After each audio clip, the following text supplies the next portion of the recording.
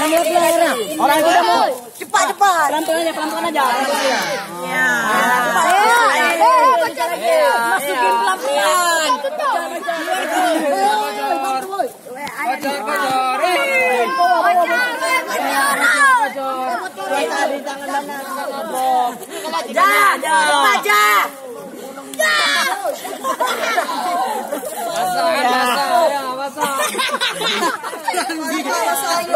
Dua lagi cepat dong. Lagi. Cepat dong. Lang.